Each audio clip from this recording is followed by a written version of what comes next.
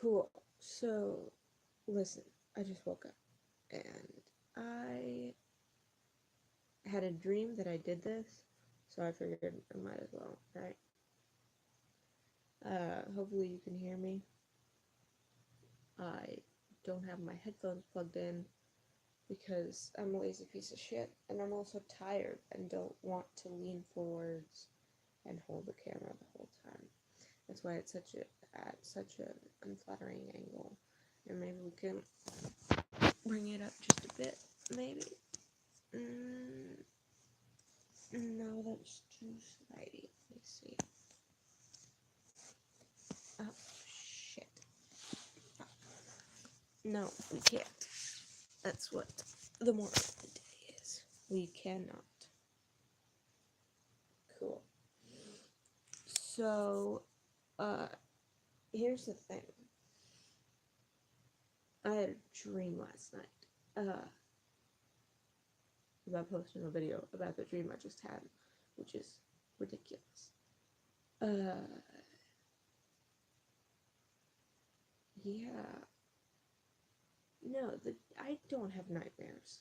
I I really don't. The only time I have like scary dreams are either about my dad yelling at me for something I didn't do, and then him never believing me, whatever I say, and this one, which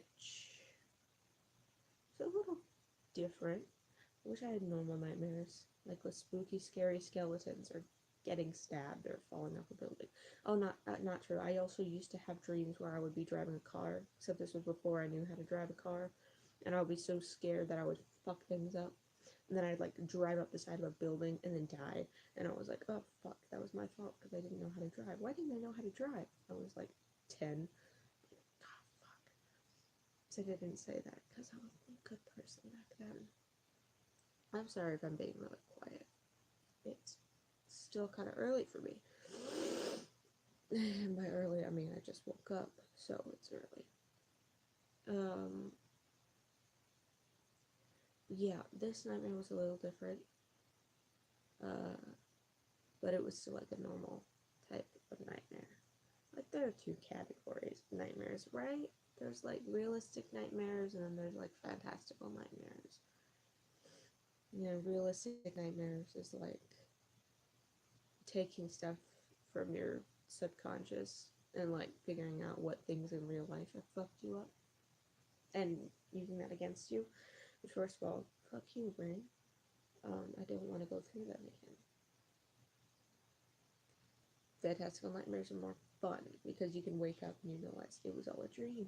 And, you know, skeletons that uh, rock, walk really fast and cause you to not be able to run don't exist. So it's fine. Don't have those kinds of nightmares anymore. Anyways, the dream I had was about my stalker, who I haven't seen since his sister's wedding, um, a month ago, 2 months ago. I missed out on his dad's funeral, um, because I didn't want to see him or interact with him, because he's already pretty unstable mentally wise, at least from what I've seen, and I was afraid that if I showed up on top of his funeral, then it might have been a breaking point and he would have actually done something really bad. Either getting up on stage to make a speech and then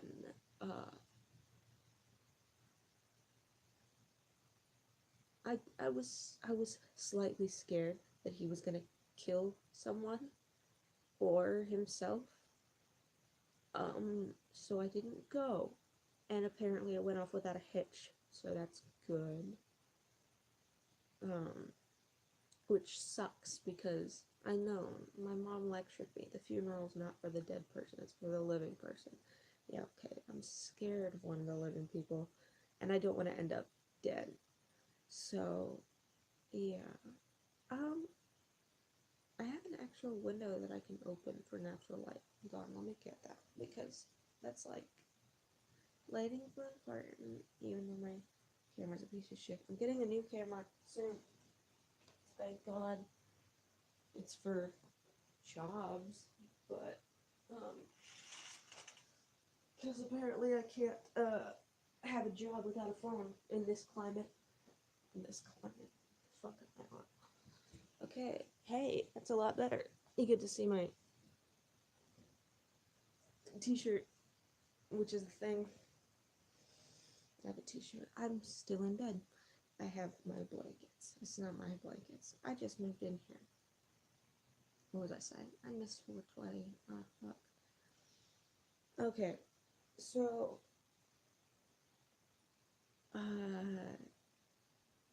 I'm just gonna go off on a rant and talk about the entire fucking thing, because I've got time. My aunt's at work. My roommate, we're not,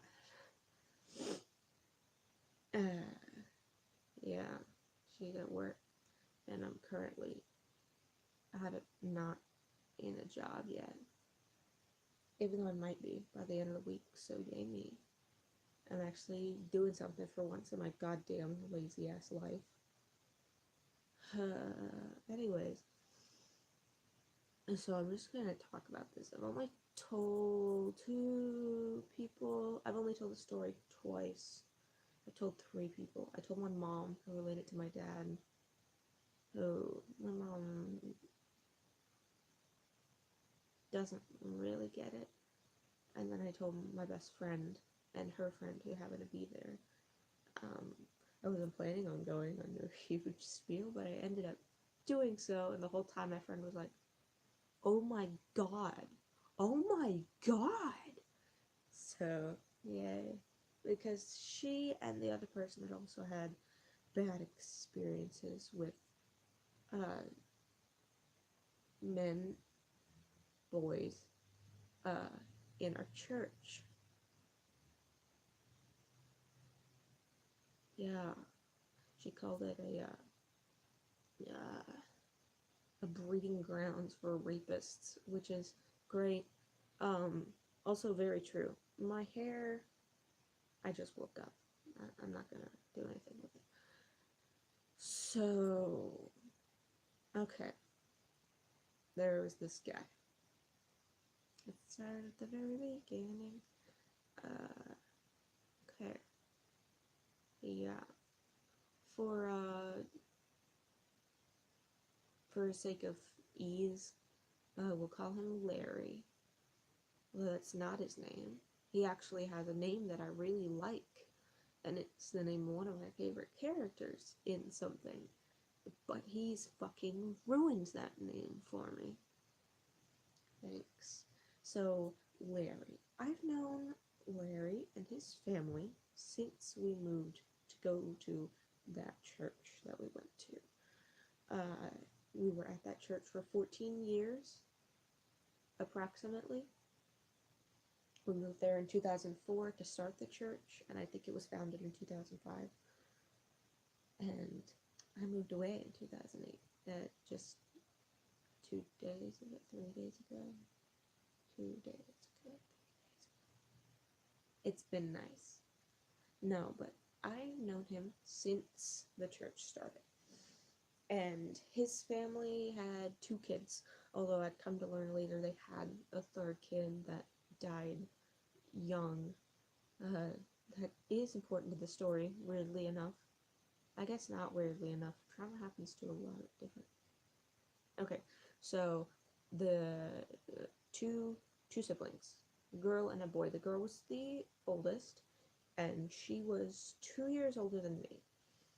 And she was always one of the 3 to 4 cool kids that I always wanted to hang out with. I was 10 at the time. They were all 11 and 12. Most of them were 12. One of them was just barely almost 12. So 11. And one of my best friends was in that group. And she and Larry's sister were really close. But they apparently were fighting a lot. And around...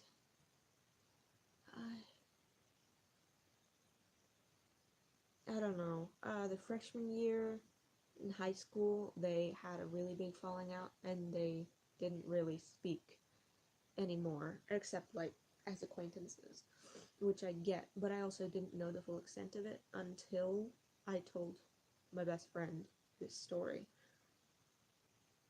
Their family was not the greatest. Um, as it turns out, the older one, the girl, was held in a place of uh, esteem in the family, and the boy, who was just a year older than me, was treated like shit. Yeah, I'm just like, well, why can't you ever be as good as your sister? Why couldn't you have been the kid that died, which is fucked up majorly, and blanket warning, there's gonna be fucked up stuff in this story. Uh, yeah, so he was pretty fucked up.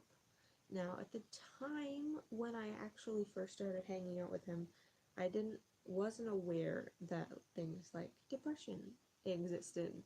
Because the church was pretty clear that if you had depression, you had done something bad, and God was punishing you with bad thoughts.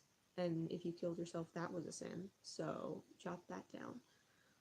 Um, that didn't help with the fact that I was fascinated with the idea of death as a kid, and was fascinated with the idea of suicide. Not in a suicidal way. Really. Which is weird. This is a tangent. I'm bad at tangents, but I my brain is bad at this point in my life, and I can't stay. Doesn't matter. Yeah. So, anyways, I didn't know what he was going through. He was just, another kid that we hung out with. My brother and I have joint birthday parties every year, or we did up until about 12, when I realized I hated all the girls at church, and he had his own friends, and they didn't really want to hang out with me. So we had separate birthday parties from then on. But he always went to my brother's birthday parties, and I knew him okay. I knew that he was like a nerd, and he was into like, uh, I don't know, like anime and I don't know, geeky stuff. He was into like, he really liked to talk about the like a multiverse theory or parallel universes or stuff, which, side note, is a fun topic to talk about. Which is why we bonded one night. Weirdly enough, I hadn't interacted with him in a really long time, so I was hanging out in the back of a youth group uh, meeting, which I hated being there. I didn't know until later it was actually because I absolutely hated all the people there, and I didn't believe what they were teaching, and I just thought it was a waste of time to be there, and I felt really uncomfortable when they were trying to make me pray and stuff. So I would usually hang out in the bathroom for the majority of the actual sermon, and then just come out for snacks, which is a good trick, but you have to make sure that nobody notices you're gone, or you just have to spend years um, with a semi-faked stomach problem, so that they accept it when you're in the bathroom for long periods of time. Spoiler alert, I didn't have a stomachache for most of that time. It was my anxiety not wanting me to do things. But no one would accept that as an answer, and I didn't know that was an answer. I just didn't want to do things. I didn't know I had anxiety. What the fuck is anxiety? This is another tangent, but the church doesn't know how to handle these things. The church doesn't know how to handle anything. The church sucks. The church is fucked up. Fucked up. So, we just, found each other, and we talked.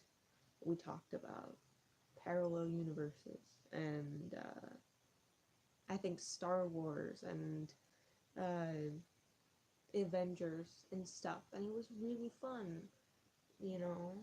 Um, I really liked that. See, I was at that point in my life where I hadn't realized that I had no friends and was attention starved. But I liked talking to people who seemed like they were genuinely interested in talking to me. So that was fun. And then a couple weeks later, he asked me to his senior prom. I was a junior at the time, I believe. Yeah, wow, that was only 2 years ago. 3 years ago now, holy shit. Um, it's been 2 years since my senior prom. Has it? Hold on. Yeah, it's almost been 2 years since my senior prom. Holy shit. So it's been almost 3 years since I went to prom with this guy. I said yes because, like, he was very adamant. It's just as friends, and I just want somebody to come, and none of the girls at my school, like, I want to go with them. And I was like, yeah, sure, that's gonna be awesome. And he was like, I'll pay for your ticket, I'll pay for your meal. And I was like, yeah, okay, I'll buy a fancy dress, even though I hate wearing dresses. So I bought a fancy dress, even though I hate wearing dresses. And I, like, got all dolled up. It was real cute. Um, I was about to say I could show you the dress, but I actually left it at my old house because I don't want that kind of fucked up bad vibes in this new room that I have. So we went to prom. And a little bit of context, I was homeschooled for my entire school, my entire life as a student. He was public schooled, I think, for his entire life as a student. That didn't really get in the way of any, like, social things between us, or, like, it didn't have any, like, weird boundaries. No, that's not the right word. But we didn't come up with, like, anything where we couldn't relate, because we were both in the same church, and that's, like, a similar thing. But he knew all these people at prom, and so he was talking to his friends, and I was just sort of like, there, cool. Although he made it clear that I'm not here to talk to them. You're my date here. I'm gonna hang out with you. I was like, okay, cool. I like not being alone in a place that I've never been before and that I don't know anyone there. So that's cool that I have someone with me. We talked about stuff, and I remember very distinctly that was around the time that Death of a Bachelor had come out, the album by Panic at the Disco. And I said in passing something like, God, I wish I had Brendan Urie's range. I wish I had Bowie's range too. I wish I had Brendan Urie's range because I can hit almost all the notes in Death of the Bachelor except for the very lowest one in the second verse. And he was like, what, you mean this one? And he, like, leaned in and started singing it. And I was like, yeah, that one. Which I didn't realize at the time. But, like, that's kind of flirty, right? If I was trying to flirt with somebody, I mean, I'd sing their favorite song real close in their ear, like, babe, this is our thing. Except we weren't dating, and I didn't know that that was flirting. Which is sad, because that song was ruined for me for a bit. Now I've got it back, and that's my first dance with my husband or wife or gender neutral spouse in the future. Just saying, as long as they're okay with it. Because that's really romantic. You're all dressed up and you're at your reception, and then you're just singing really, really softly alongside pretty music. It's real romantic. That's off topic. See, I can recognize that it's romantic now, but I didn't realize that that's what he was going for then. We went out on the dance floor, after, which, by the way, the prom was okay. It was pretty good. I'd never been to a prom before. My only reference was, like, books and movies. Because I was a homeschooler. Yeah, so, like, the food was pretty good. They had, like, steak and a mashed potato bar, which I didn't take full advantage of at the time, but I should have because there was so much stuff there. They had little champagne glasses to put the potatoes in. It was whack. The dance party was insane. It was high schoolers. They had all these nasty sex songs that they were dancing to. And me being the sheltered junior in high school. How old was I when I was a junior? 16? 17? 17? I didn't know what half these things were. I mean, like, I had come out of my shell at that point. 16 was when I realized what sex was, which I know is very late. My parents didn't tell me anything. I had to Google. Another thing about our church, no. And it was just kind of overwhelming, but I, like, had this rush that comes from, doing something that you're not supposed to do. So I was really excited. And we were on, like, the 30th floor of a building or something. Then you looked out the window, super high up. It was terrifying, but also, like, really cool. Anyways, it was fun. I don't like lemonade. I got water, and, I just sucked on the ice when I wasn't dancing, which I hate. I like dancing, but I always feel like an idiot, so I don't ever do it. I know that's my anxiety, but yeah. So we were just, having a blast, having a ball, and then, pardon me, my leg's really hurting.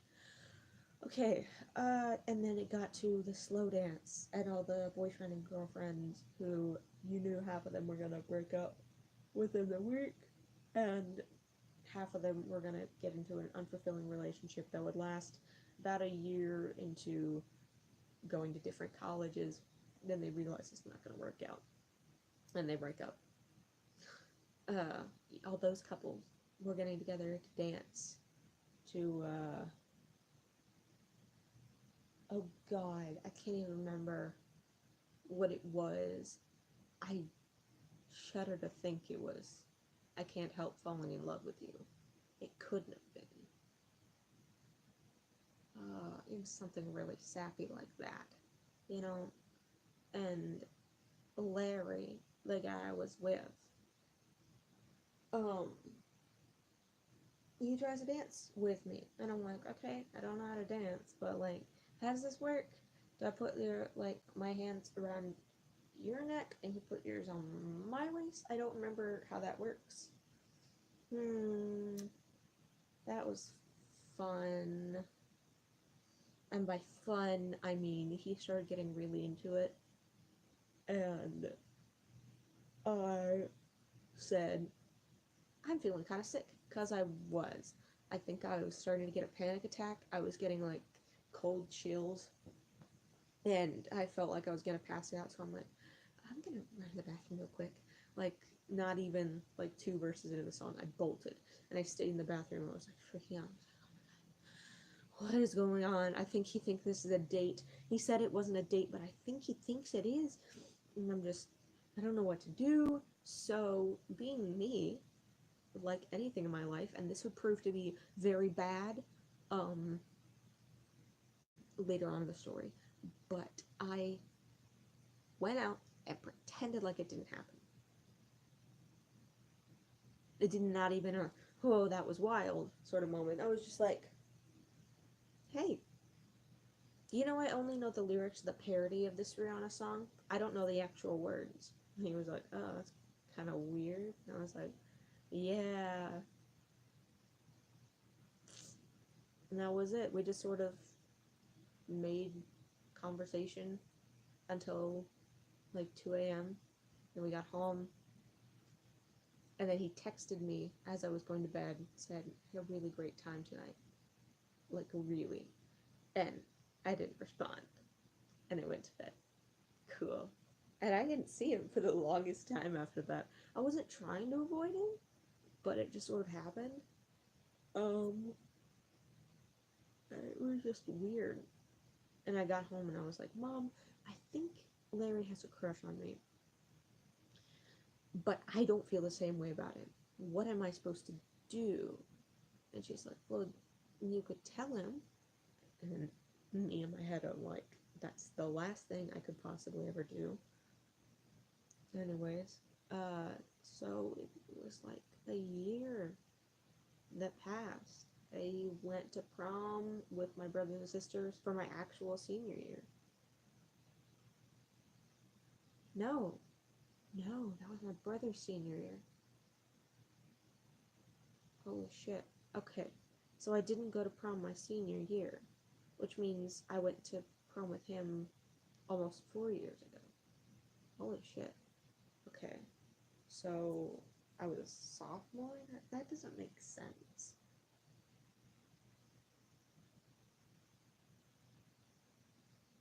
No, I was a junior. Which is a junior.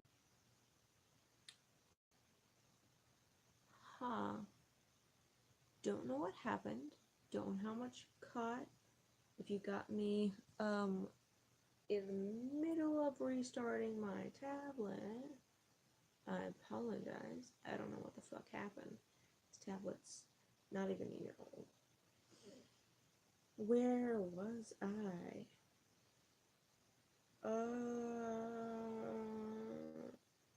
Okay, important. It was the year after my senior year, which was last year. And I was at something. I don't remember what it was, honestly, but it was at the church. And at that point, I had gotten really uncomfortable with being in the church just in general. Because I figured I was being dishonest. If I really didn't believe in the stuff, I shouldn't pretend like I did. So I. God, the lighting. Fuck. I stopped going. I just stopped making excuses. I just didn't go. And my parents didn't really say anything. I mean, I know they wanted me there, but they didn't force me to go. I guess because I was an adult, they couldn't force me to do anything except, everything. Anyways, so yeah, I was at a thing at the church, which I hadn't been there in a while, and it was just kind of uncomfy. I told my mom, I want to go home early. Can I please go home early? And we had separate cars, but we didn't bring them that day, so I couldn't go home by myself because then she'd have nowhere to, nothing else to drive. So he was like, okay, I'll see if I can find someone to take you home. And I was assuming she meant like a mom that was there that had a baby that needed to go home early because the baby was being fussy. Like that sort of thing. That's what I was expecting. I didn't expect her to go find Larry. I was just like, hey, guess who I found? And he's more than willing to take you. He's, he lives just nearby, like across the street in that other neighborhood. So it's cool, right? You're okay with going with him? I was like, I guess. I mean, like, I knew exactly how long it took to get home, and I was like, okay, that's not bad if I have to spend 15 minutes in the car with him, and then I can go home and I can do my own thing. This was also in the point in my life where I didn't have a phone. This was right after my birthday last year, when my parents decided once I hit 19, if I didn't have a job, then I was a freeloading piece of shit and didn't deserve smart. Um, which, like, I don't want to sound like a spoiled brat, but you can't do anything without a smartphone in this day and age. Um, and I had a couple friends. Uh, fuck, I'm shaking, remembering this. God damn. Uh, it was less than a year ago. I had a friend that I just met a couple months prior, and he came out to his parents, and they didn't like it, and they went through all of his, like, uh, Skype texts and stuff to his friends saying stuff about. Anyways, I was really afraid that if I got cut off from him, then he might do something, or feel like I didn't care enough about him, and I didn't want that to happen. I was so scared of losing contact with him. I had like a 70 Snapchat breakdown the day before I lost my phone, just sobbing, saying it was impossible. They knew it was impossible for me to get a job, and yet they're still holding up this deadline, which is unfair and also just bad in general. Uh, yeah, so at the time I didn't have a phone, and my dad promised that he would give me a flip phone, which I have still. I only have this tablet because my best friend is a saint, a literal saint. Um, but I didn't have a phone at all at that point. He promised me to get a flip phone, but he didn't for like 2 months, which is bad. 3 months? It was a very long time to go without a phone. Um, I was constantly terrified. I didn't have my GPS. They bought a GPS specifically for the car, and I was supposed to babysit somewhere. And I'm just telling this story to get across how useless you can feel if you don't have the ability to reach out, because I got lost. The street that was on the GPS wasn't in real life, and I got turned around. This neighborhood was like a maze. I was terrified. I didn't know where to go or what turn to make because it didn't exist. I didn't have a phone to call anyone, to tell my mom that I couldn't find my way, to tell my no, no, no. I didn't even have a GPS at this point. I had a piece of paper from Google Maps.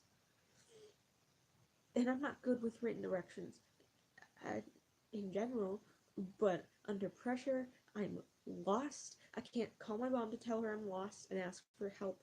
I can't call the person I'm supposed to babysit and tell her that I'm going to be late. I couldn't do anything. I was stuck for maybe 20 minutes. I finally found the place. I had a breakdown in the car. I had to wipe all my tears up and pretend like I wasn't freaking out 5 seconds ago just so I could watch some kids. Having a phone makes me feel not having a phone makes me feel powerless. So anyways, I didn't have a phone at this point in time, which is important to the story. Um, but he was taking me to my house. We got in the car. He plugged in his phone to the aux cord. He was like, "Hey, this is a little weird. Have you ever heard of a musical called Heathers?" And this was exactly at the point when my Heathers the musical fixation had reached its peak. And I was like, "Oh my god, yes! I love that musical. That's the best. Oh my god. Like, yeah, let's listen." Um, and like, I knew that he still went to the church. I wasn't sure how like okay he was with some of the songs, because like it's a real explicit musical. There's a song where like in the live version the actors are full on dry humping on stage, like it's a whole ordeal. But he was like singing along uh most of the words. He skipped over the F-bomb, which I was like, okay, if you're gonna say shit, then go all the way. Like, come on, come on, come on. Like, I'm not a pussy. Are you a pussy? Are you gonna say the word? Not. I didn't say anything because I didn't want him to think that I was a bad person for saying it, and then tell my parents, which was a big thing back then. So we listened to Heather's, and it was really fun because no one else I knew was into that musical, and I finally had someone to talk to about it, and it was so much fun. we got to my house and we sat outside, um, was still listening to the tracks with the windows rolled down. It was like really loud, and it was just so much fun. And then uh, he was like, "Hey, do you want to like go get a slushie?" And I was like, "What?" He was like, "I mean, we are listening to Heather's. It feels like we're doing JD a disservice." So I'm like, "Okay, we can get a slushie. I have a couple of quarters left over, I think." So he paid for my slushie, uh, which I guess he thought I might have seen as a chivalrous act, but really I was just like, "Thank God I'm broke. I don't have a job or a phone." Uh, but really, that's why. Paying for my 99-cent slushie. Actually, it was like $1.20. Anyways, so we're like drinking our slushies and we're singing Freeze Your Brain" on the way home, and it was like a real fun. We got home and I was like, "Well, do you want to come in or something while you finish your slushie? We can plug in your phone to the sound bar we have in the family room. We can talk and stuff." And he was like, "Yeah, sure, okay." So we go inside and he's talking about like all these cool swords he has in his car, and we're talking about, yeah, I don't remember, nerdy stuff. And then my mom comes home with all the siblings, and she was like, "Oh, Larry, I didn't know you were still here. I didn't know you were coming home." And she like pulled me aside and she's like, "Okay, like I trust you and I trust him, but just for future reference, don't bring guys home when you're home alone." And I was like, "Yeah, okay, but we weren't gonna do anything." And she was like, "Yeah, I know. Just tell me next time." And I was like, "Okay, okay." Um, because she was thinking we were gonna have sex. She wasn't thinking he could assault me and no one would be there to help me, which is important later in the story. I'm setting up all these foreshadowing bits. It was a fun night. We talked about stuff. He told me about like his depression and stuff. I talked about mine, and it was like, a bonding experience, which I wasn't as deep as the bonding experience I had with my gay friends when I met them at a homeschool party, and literally 20 minutes later we were talking about, "Yeah, I've tried to kill myself 4 times, but I also like sucking dick." So yeah, there's a different sort of bonding experience with that, but we like seemed like really close then. He gave me his email address since I didn't have a phone. And like, we should hang out again sometime. Here's my email address. So we started texting. We started emailing back and forth, and it was just fun things, stupid things. Like, oh, I was watching a compilation of different actresses doing the final like climax, literal and figurative, musically, in Dead Girl Walking, in Heather's the Musical. I'm like, who did it better? And I told him that, and he was like, "Oh, who did it better?" And I was like, "I mean, the original is always good, but there's this one girl that's like really great, like vocally, but she wasn't like that into it physically. And there was another girl who was really into it physically, and like, I'm getting all hot and bothered now." And he's like, "Whoa, they actually do it on stage?" He'd never seen the bootleg, which, don't watch bootlegs, but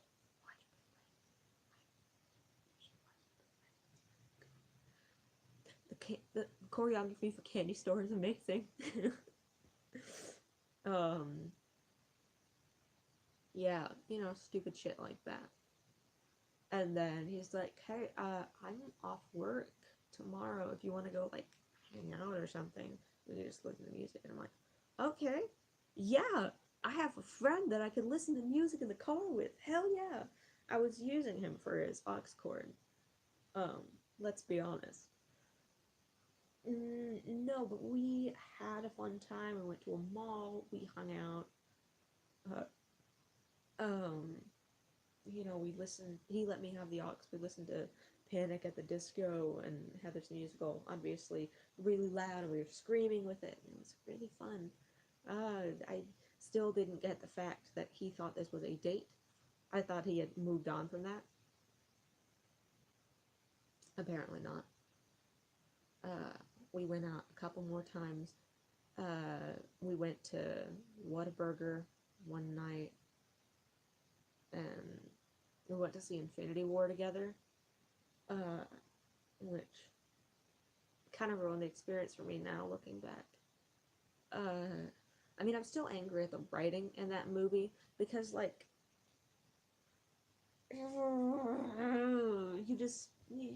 you undermined every single important, powerful, symbolic thing that happened in Thor Ragnarok by just giving him another eye and giving him another weapon when he doesn't need the weapon because the power was in him all along. He doesn't need the weapon, it was to focus his power, but he doesn't need it because he's so much more powerful now. And the eye was supposed to be symbolic of like how he could have turned into Odin, but instead he turned around at the last minute and became a better person. And it was, anyways, I could rant about Infinity War, literally for an hour, but I won't. Uh, we did stuff like that. Looking back, that was kind of a date thing. We went to get food. We went to see a movie together. He paid for the movie, by the way. And he didn't pay for my food, I think. But he paid for a lot of stuff. He bought me one night. And, uh,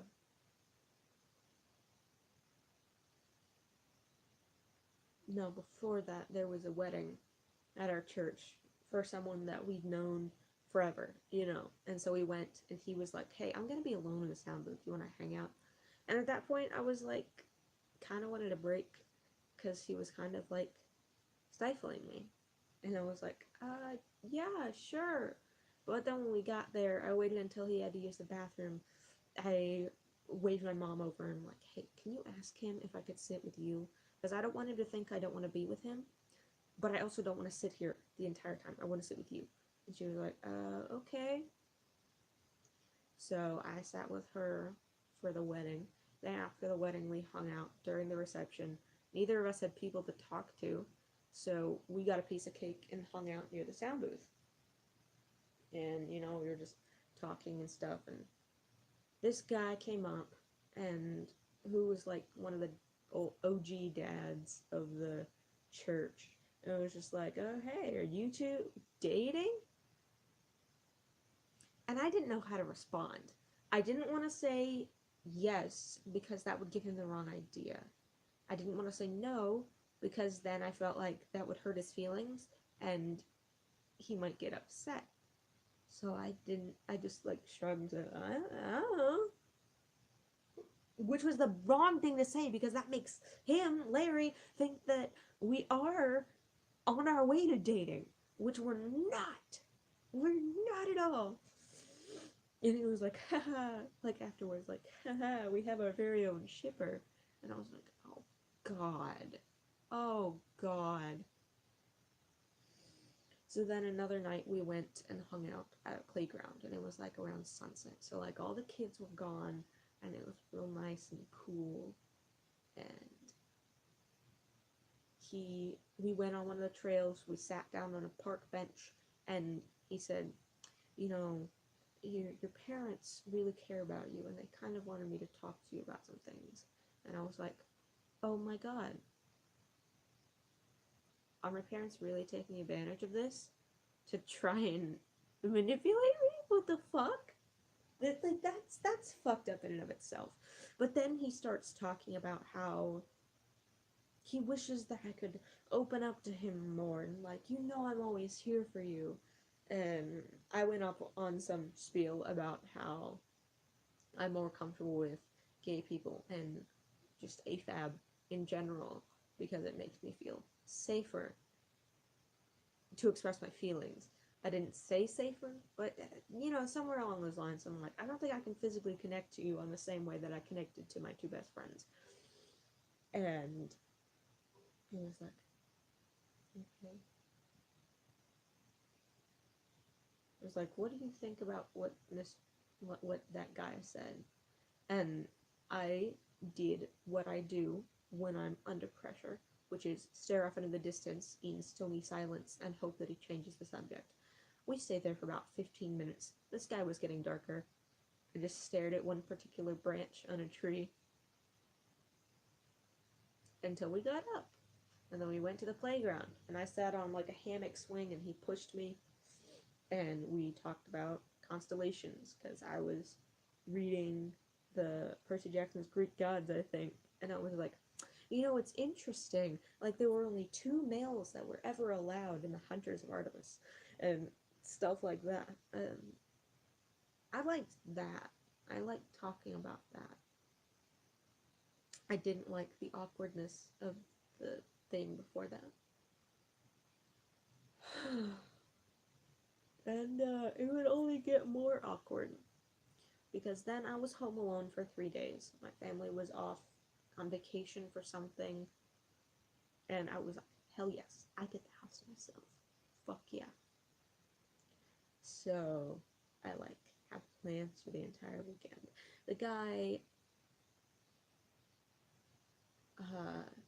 I'm coming home from, I think, therapy one day, and my brother and sister are waiting until I have the car, or waiting until I get back so they can leave, and then they're gonna go to wherever they're going, and I'm gonna be by myself. So I get home, they're like, okay, see ya, and I'm like, okay, see ya, and they leave, they lock the door, I'm like, okay, cool, I'm just gonna relax and probably watch Supernatural for 3 hours. And I like do my thing when I'm home alone, you know. I sing really loudly. Um, and then Larry walks out of my brother's room. He was just like, hey. And I was like, what the fuck? Why didn't they tell me that you were here? And he was like, oh, I told them I wanted it to be a surprise. And I was like, oh, good one.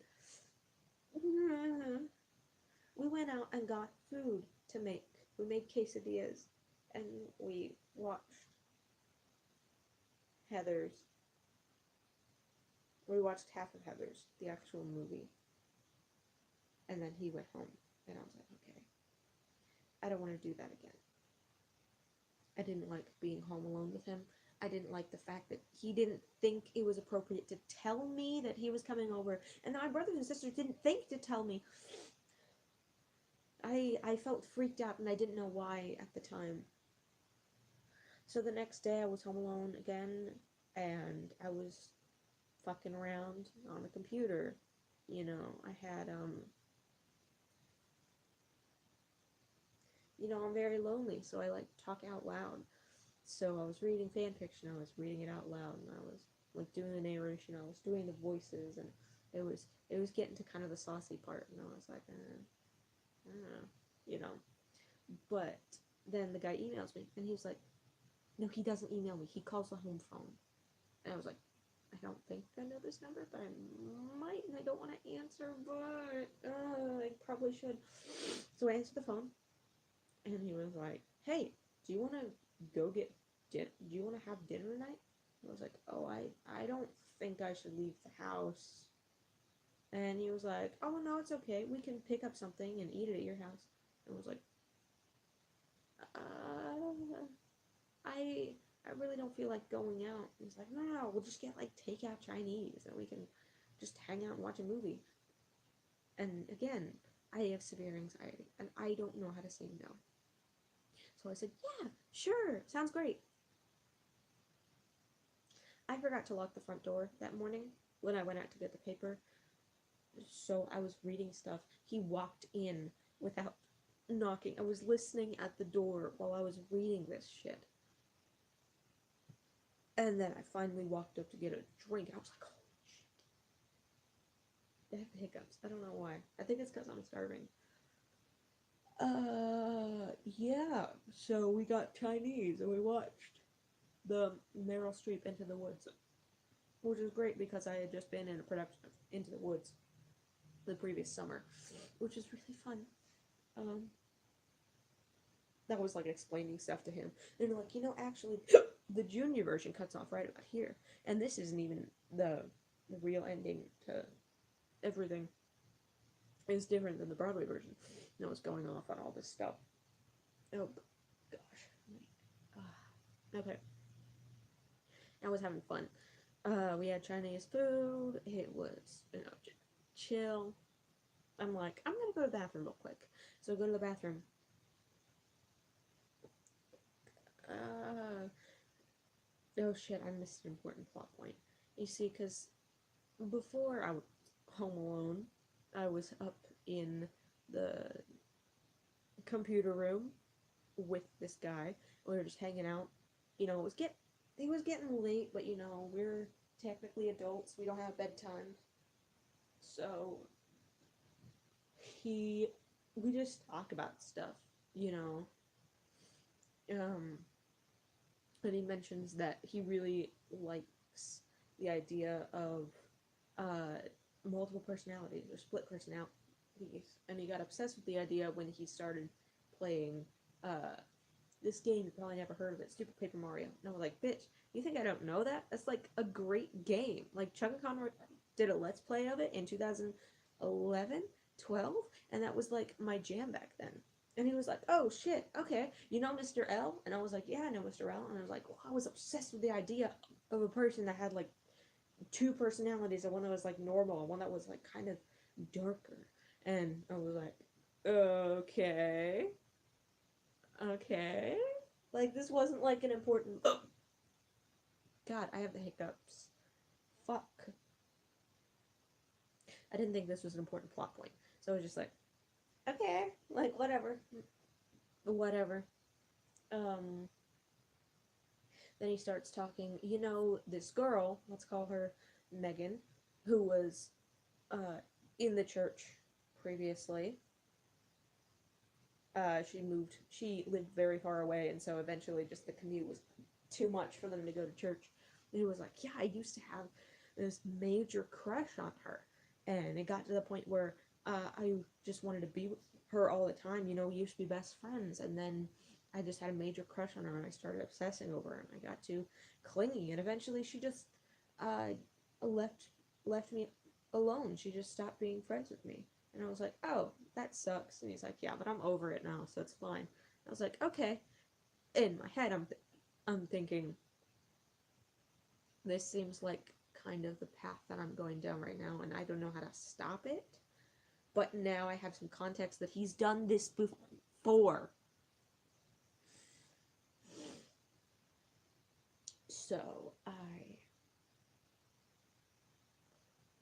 So it's when we're home alone. After we watch Into the Woods, I go to the bathroom. I come out of the bathroom, and he's sitting on the couch, but his posture's different. And he's like, moving kind of like slow and dreamlike. His eyes are kind of weird. And he's talking in a different voice, like it's kind of higher up, and it seems more ethereal almost, and like sleepy how he's talking to me.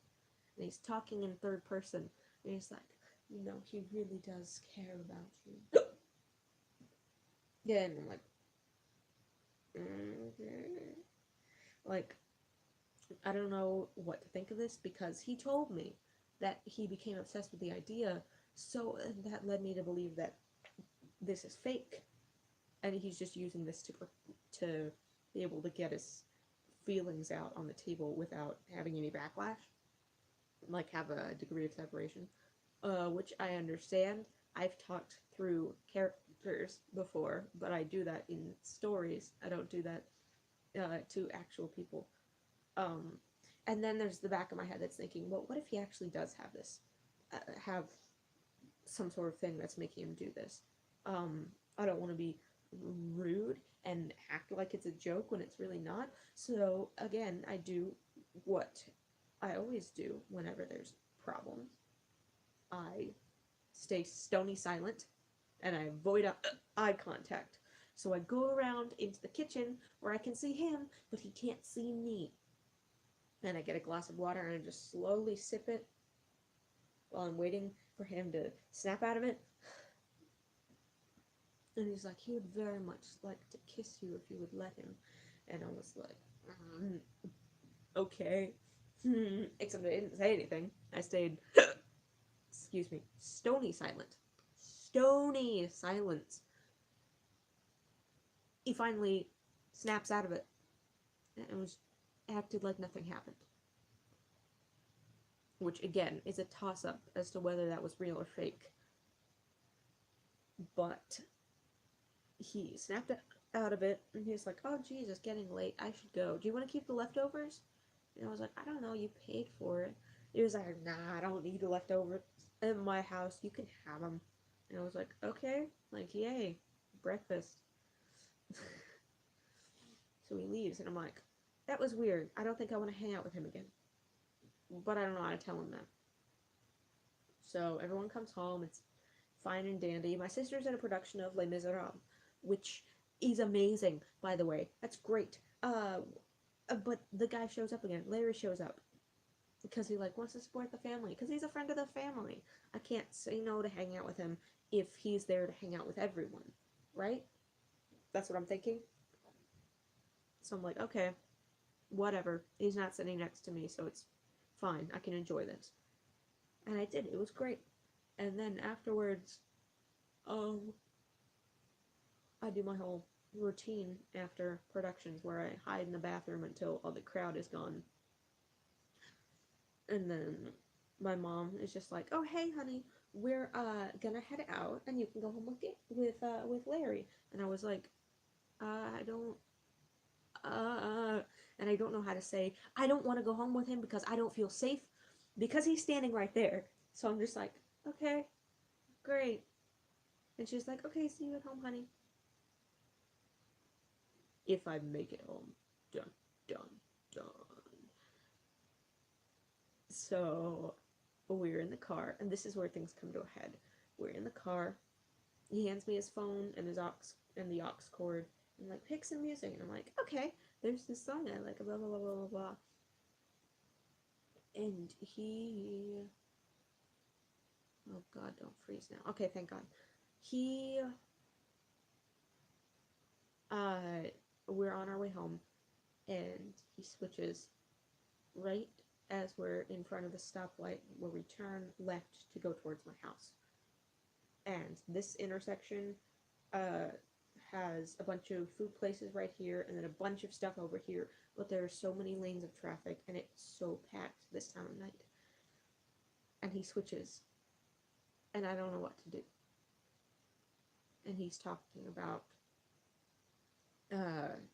he would really, you know, all he really wants to do right now is to lean over and kiss you. And I was like, this is bad. I'm scared. I'm thinking to myself, what's the optimal order to do things in? Do I rip the aux cord out of his phone? Do I do I undo my seatbelt? Do I unlock the door and open it?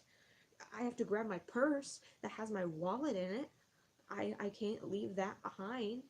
I know the password to his phone because he taught it to me so I could pick music. So I'm like, okay, if I can grab his phone and I can get over to the Wendy's or something, I can make a phone call to my mom to tell her to come pick me up, and there will be witnesses. So he won't do anything to me. And I'm trying to figure this out. And as I'm trying to figure out, the light turns green, and I'm like, okay, it's fine. We're almost home. It's gonna be fine. He doesn't turn left. He goes straight, and he keeps going straight, and he keeps going straight.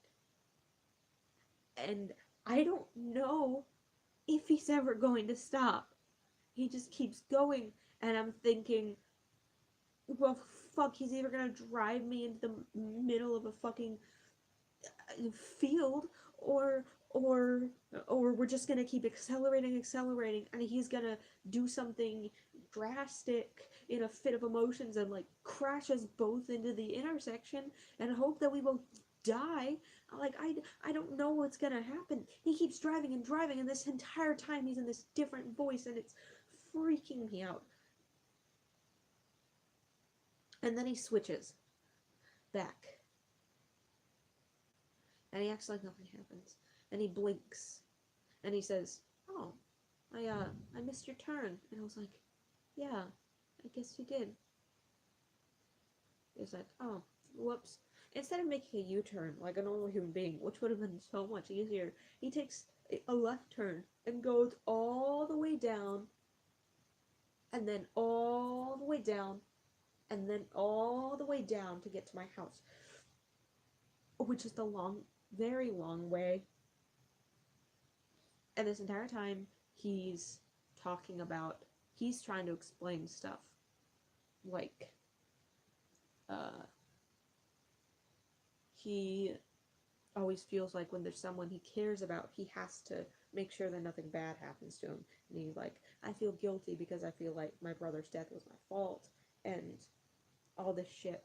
I don't know, it was like, uh, again, stony silence. I've been in stony silence this whole time since we left the parking lot.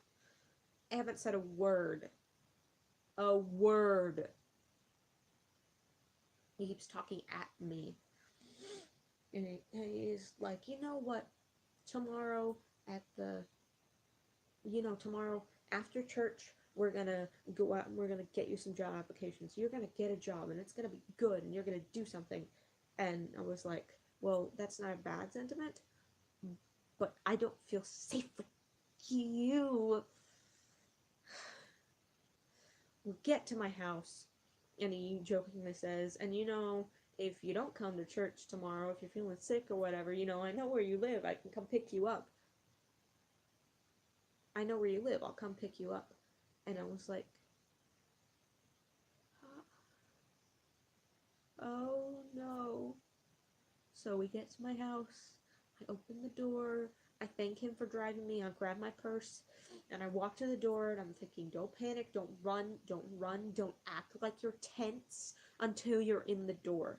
Act normal, open the door normally, close it at a normal speed. Don't let him know that you're fucking terrified. I get home and I am shaking and I start to cry and my mom's like, well, what happened? And I tell her vaguely what happened. And she's like, oh, I'm so sorry. I'm like, I don't want to see him again, ever. Please don't let him come over. And she's like, okay, I'll talk to your father about this.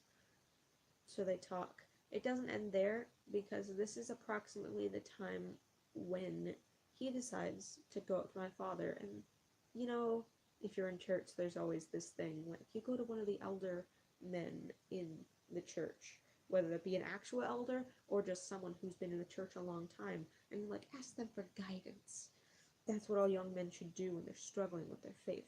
So, of course, he goes to my father, which I know is fucking insincere, because he just wants to get inside my house. And my dad doesn't know this, so he's like, oh yeah, sure.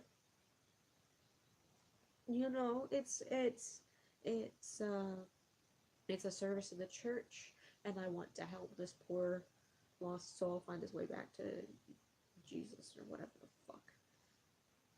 My dad decides to arrange the meetings outside the houses, and I think they only had 2 of those meetings before he stopped, because I assume he realized he wasn't going to get to me. He came to my house a couple days later, by the way, and I still didn't have a phone. I was going from my room to the bathroom, and I see him downstairs. I can hear him. I see him. I run to the bathroom, and I hide in the bathroom, and I lock the door, and I'm freaking out, and I don't have a phone to text my mom, like, he's here, what the fuck do I do? I don't have a lock on my bedroom door, either. So the bathroom's the best place, but it's also like a really weak lock, so if you try and you turn the handle hard enough, then you'd be able to get in. And I'm terrified. Apparently, my mom didn't tell any of my siblings that he wasn't allowed in the house.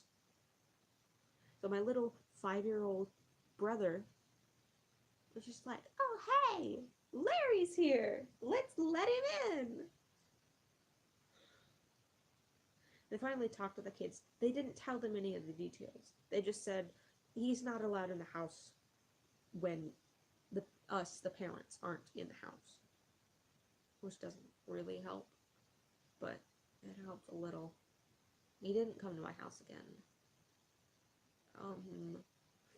And I thought that was the end of it. Christmas passed, and I'm like, okay, that's fine. And then his sister got married, and I had to go to the wedding because I was a friend.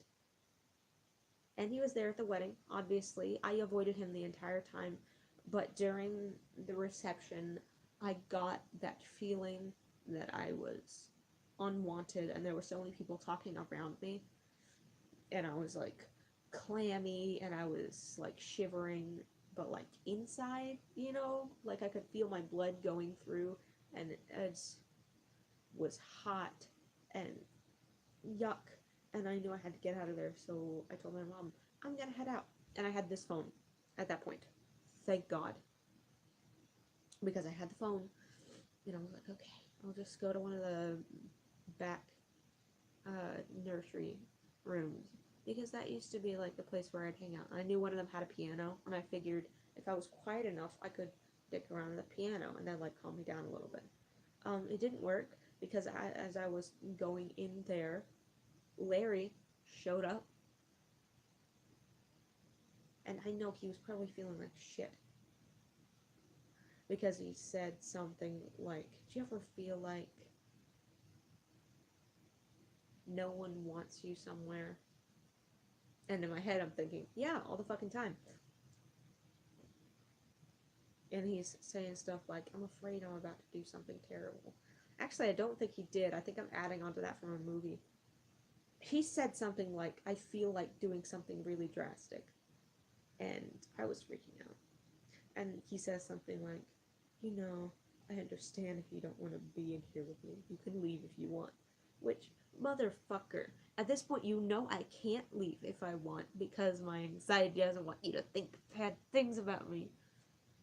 But at that point, I say, fuck it. He turns around to write something on the whiteboard. I assume some sort of message. Like, I'm gonna shoot up a school in the next 2 weeks. You better get out of town. Something like that. I don't want to make a joke about that. But, like, I'm legit terrified he's gonna do something bad. So, I quietly slip off my heels. I grab my purse. And I walk. I don't run. I walk. I power walk out into the light around the corner where there's people who can see me, but I don't have to interact with them, just so I have a witness. And I'm sitting there, and I can see him around the corner, and I know that he's watching me, but I don't care anymore. I'm texting my friend, my best friend, who I told all this about, and she was like, oh my god. I'm texting her and I'm like, I'm freaking out. I already took one of my anxiety pills, but I don't know what to do. My heart's racing. My adrenaline's just like really fucking bad. I don't know what to do. And she's texting me like, it's gonna be okay. Explain to your parents that you need to go home early, and then you can tell them the rest later. And I was like, okay, I don't know. So I get home, fine. And that's the end. Kind of. I had to go on a semi-long rant telling my mom I don't feel safe going to this funeral because I know he's going to be there because it's his dad's funeral. And I know he's going to be there, and it's going to be a very emotionally brittle point in his life. And I don't want to be there in case he snaps. Even if he doesn't snap, I don't feel safe with him. So she finally gives up. I'm like, okay, fine. Guess you don't. She said it in the tone like, I guess you don't care about the family and how they're feeling right now. Which, I think how I'm feeling is perfectly valid too. And that was the end of it until last night, or this morning, or whenever I had this weird dream where he was chasing me through a giant church. And there were all sorts of weird staircases and obstacle courses, and I was just trying to go as fast as I can, and every single time I think I made it out and that I outsmarted him or got him turned around, he'd pop up in a doorway in front of me, and I have to turn around and go back the way I came, even though I know that he's coming from a shortcut and he'll be able to get down before I can. That's the most terrifying dream I've ever had. I woke up in not quite a cold sweat, but nearly a cold sweat. I was freaking out. I was running through, and all these people in the church that I ran past They didn't think anything was wrong. They must have seen that I was scared, but they didn't do anything about it. I know there's like some sort of symbolism there. I understand that. Looking back, I'm like, oh, that's symbolism. But in the dream, I'm just like, why the fuck aren't you helping me? I Near the end of the dream, I finally realized I should call my mom. And she says, well, I'm in the middle of church. I don't have time to get you. And I'm like, he's chasing me. I think he's going to kill me. And at first, it seemed like he was just like slowly power walking towards me. Like, I just want to talk about us. And then I started running. And then he got angrier and angrier. I'm holed up in a bathroom, in a girl's bathroom. There's a couple women in there. I'm hiding. And I'm like, okay, he won't come in here. Probably.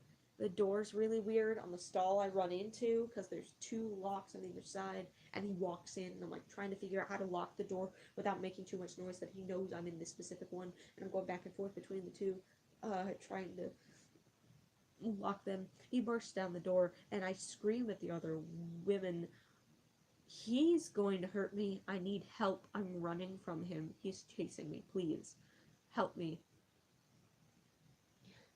They don't really do anything. A couple of them try to hold him back, but he's too strong for them. And I don't quite remember if it was me or another girl that was there, but one of us, we could see just how furious he was. One of us asked, what are you going to do to me? I can't remember if I said that or if another girl said it, but it was the scariest thing. What are you going to do to me? And then he looks at me, and he must see that I'm terrified, because then his face falls, and he's like crestfallen and dejected. He pulls out this length of cord that I assume is for, he's gonna use to strangle me with. And then he puts it on his own neck. And then suddenly all the women are rushing to his aid, like, oh no, honey, you have so much to live for. Like 3 or 4 of them are quoting Bible verses. It's a whole thing. And I'm just running out of there. I finally get out, and then it fast forwards to me making this video. And then I'm looking through the comments, and there are people like, oh, OP. I remember very distinctly someone called me OP. OP, I'm so sorry that you had to go through all this. And like, I went through a similar situation with this, and there were so many paragraphs and paragraphs of people saying that they had the same experiences, and I was like, good, this is getting out there. People are seeing this, and they're gonna understand that this is a problem, and maybe they can get him and other people like him, like, they can stay safe from him. And then there were other comments that were saying just fucking nasty things. Like, well, he didn't rape you, or he didn't assault you, so it's not really that bad. You didn't have to be that scared. He clearly wasn't going to do anything to you. He didn't actually touch you, so it doesn't count as a bad experience with a guy. And, shit like that. There was one person that said, why didn't you run a background check? Why didn't you run a criminal background check on this guy if you were so nervous about him? And I was trying to think how to respond to this and say, I've known him for 14 years.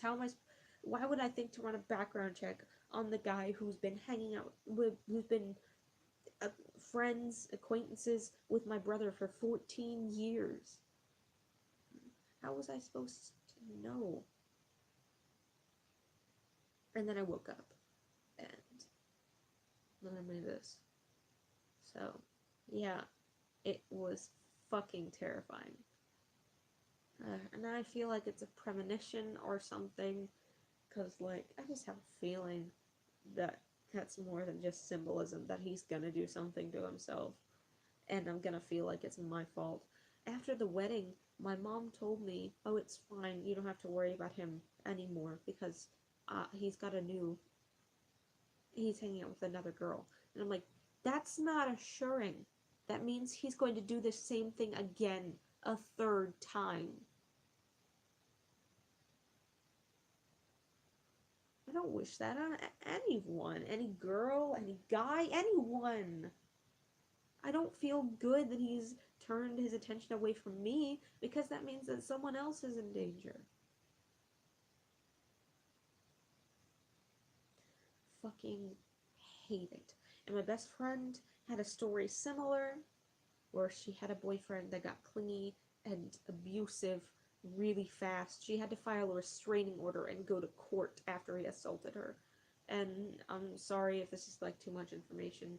I don't want to expose certain people, but I talked to someone else and she was talking about how her husband was like this after they got married and it just got so bad she thought there was no way out. And they were all from the same church. All these guys went to the same church, and they were brought up in this with the same ideas that they couldn't control their urges, and it was the girl's fault, or the people they identify as girls, if something goes wrong. There was a huge assault scandal in the church, and it was part of the breaking point that made people leave the church because they couldn't stand with people who would support this person. And I didn't know about this. I was what, 13, 14 at the time? No one knows why my best friend moved away. No one told me that's why no one talked to this one person anymore. I didn't know until years later when my mom mentioned it in passing.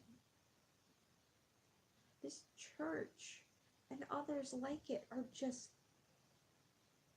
fucking insane because they don't deal with it. That the person who got married to the abuser and she says she's divorced now, thank God, she's safe, she has a boyfriend now who's good to her. They thought it was her fault because she cheated on her husband. To get out of that mess, they demanded that she repent or she wouldn't be allowed back in the church. They had a meeting to confront her and kick her out, saying that if she got better, then she would be allowed back. It's fucking bullshit.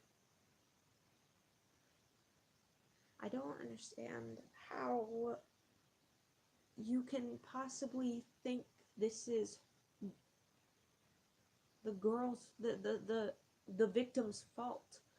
They're literally called a victim for a reason because something happened to them.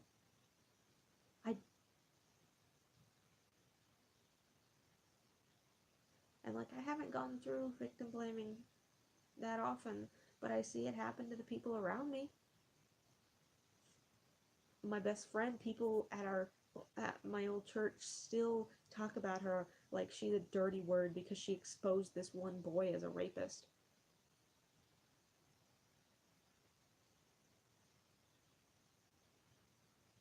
I still am afraid that people are gonna tell me it's my fault that this guy nearly kidnapped me because I was leading him on and I didn't tell him no. Because I was afraid to tell him no.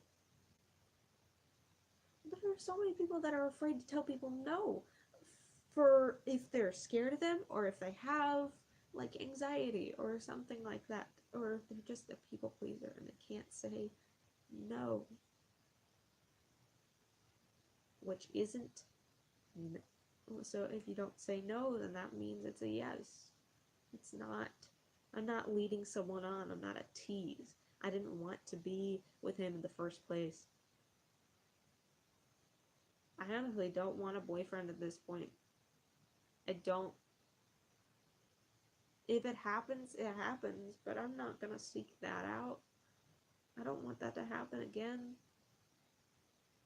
It would be easier if I could just fall in love with a girl. And I know that's stereotyping, but girls are conditioned to believe that they can let their feelings out in general, not bottle them up until they snap and do something horrible like men are trained to do. especially in church. Anyways, I don't know where this was going. Like I said, I had a dream that I made a video, so I'm making a video. This is actually a live stream because I don't have room on my tablet to pre-record this. So there's a lot of dead space, and I'm sorry. I'm sorry it interrupted halfway through. I don't even know how long it is because the timer's all wonky on the top, but like seriously, don't do bad shit. I guess is what I'm saying. Don't do bad shit. Don't blame a person if they can't say no, or if they did but no one listened. Don't ignore someone if they're looking for help. Don't try and excuse or coddle the abuser just because they got their little feelings hurt. Or they got hurt too. You know, he got so sad he tried to kill himself. That's his problem. It's not our problem. And I don't want to say that. I don't want to say that because then if this guy does actually hurt himself, then I'm gonna feel like that's my fault because I drove him to it, which I know isn't true. It isn't true. I don't have to be in charge of his feelings. I don't have to be in charge of his actions. He's a human being. He's in charge of what he does. If he does something bad, that's on him. He wasn't in the best situation, but that doesn't mean that he can do this shit 3 times. I don't even know what girl he's with now. And I'm scared for her. I haven't had a chance to find out. I wish I could tell her this shit. You know? I don't even know if she'd believe me.